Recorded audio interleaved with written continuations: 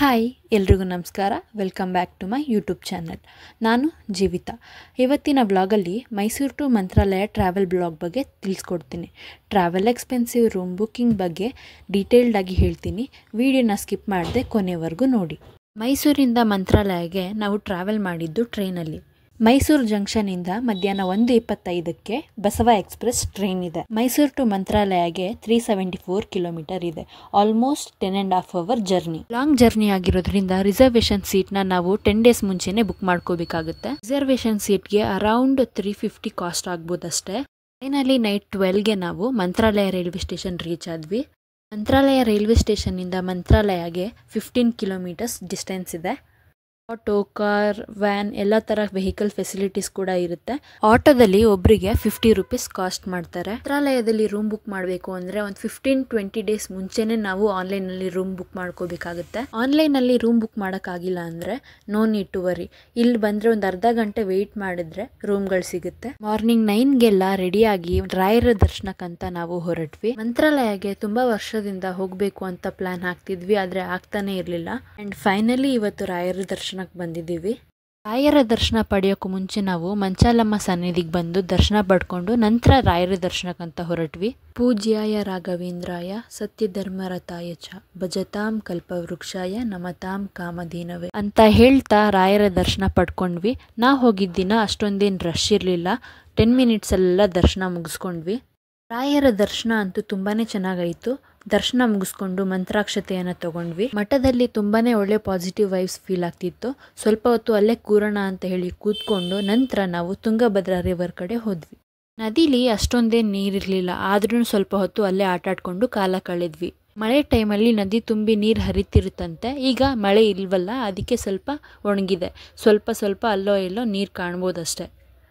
ನದಿಲಿ ಆಟಾಡಿಕೊಂಡು ನಂತರ ನಾವು ಪ್ರಸಾದ ತಿನ್ನೋಕ್ಕೆ ಹೋಗಿದ್ದು ಅನ್ನಪೂರ್ಣ ಡೈನಿಂಗ್ ಹಾಲ್ಗೆ. ಅನ್ನದಾಸೋಹ ಟೈಮಿಂಗ್ಸ್ ಬಂದು ಬೆಳಗ್ಗೆ 11 ಗಂಟೆಯಿಂದ ಮಧ್ಯಾಹ್ನ 2 ಗಂಟೆ, ಸಂಜೆ 7:30ಯಿಂದ 9 ಗಂಟೆ.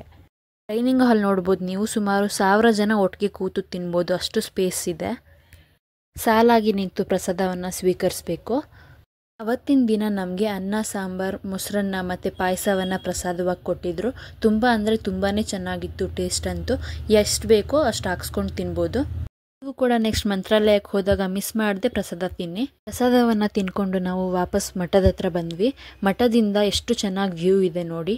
ನಾವು ಹೋಗಿದ್ದು ಮಂಡೇ ಆಗಿದ್ದರಿಂದ ಅಷ್ಟೊಂದೇನು ರಶ್ ಇರಲಿಲ್ಲ. ಹಬ್ಬಗಳಿರೋ ಟೈಮಲ್ಲಿ ಮತ್ತು ಹಾಲಿಡೇ ಟೈಮಲ್ಲಿ ತುಂಬಾ ರಶ್ ಇರುತ್ತಂತೆ. ಮಂತ್ರಾಲಯ ಸರೌಂಡಿಂಗ್ಸಲ್ಲಿ 4 to 5 ಮಸ್ಟ್ ವಿಸಿಟ್ ಪ್ಲೇಸಸ್ ಇದೆ. ಅದರಲ್ಲಿ ವೆಂಕಟೇಶ್ವರ ಸ್ವಾಮಿ ಟೆಂಪಲ್ ಒಂದು, ಅಭಯ ಆಂಜನೇಯ ಸ್ವಾಮಿ ಟೆಂಪಲ್, ಅಪ್ಪಣ್ಣಾಚಾರ್ಯರ ಮನೆ, ಏಕಶಿಲಾ ಬೃಂದಾವನ, ಪಂಚಮುಖಿ ಆಂಜನೇಯ ದೇವಸ್ಥಾನ. ಆಟೋ ಮತ್ತು ಕಾರ್ ಫೆಸಿಲಿಟೀಸ್ ಇದೆ. ಆಟೋಲ್ಲಿ ಪರ್ ಪರ್ಸನ್ 150 to 200 ಕಾಸ್ಟ್ ಮಾಡ್ತಾರೆ.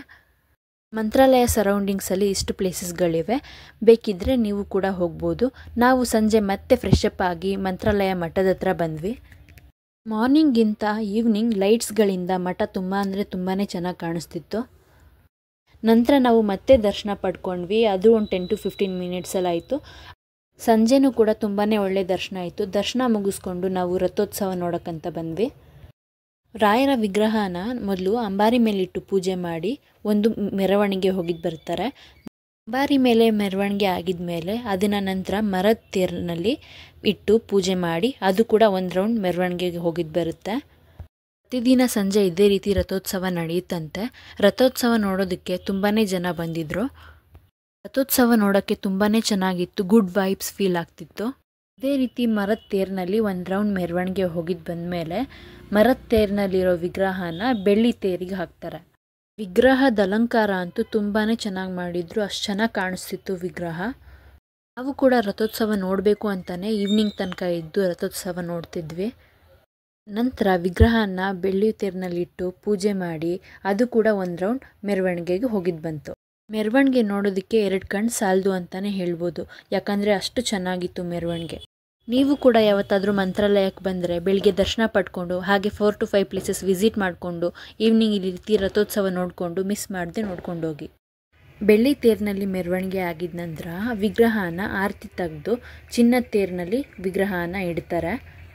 ನಂತರ ಚಿನ್ನದ ತೇರಿನಲ್ಲಿ ವಿಗ್ರಹವನ್ನು ಇಟ್ಟು ಹೂಗಳಿಂದ ಅಲಂಕರಿಸಿ ಪೂಜೆ ಮಾಡಿ ನೆಕ್ಸ್ಟ್ ಒಂದು ಮೆರವಣಿಗೆಗೆ ಹೋಗಿದ್ದು ಬರ್ತಾರೆ. ನೀವು ಕೂಡ ನಿಮ್ಮ ಫ್ಯಾಮಿಲಿ ಮತ್ತು ಫ್ರೆಂಡ್ಸ್ ಜೊತೆಗೆ ಮಂತ್ರಾಲಯಕ್ಕೆ ಬಂದಾಗ ಮಿಸ್ ಮಾಡದೆ ರಥೋತ್ಸವವನ್ನು ನೋಡ್ಕೊಂಡು ಹೋಗಿ. ಮನಸ್ಸಿಗಂತೂ ತುಂಬಾ ನೆಮ್ಮದಿ ಸಿಗುತ್ತೆ.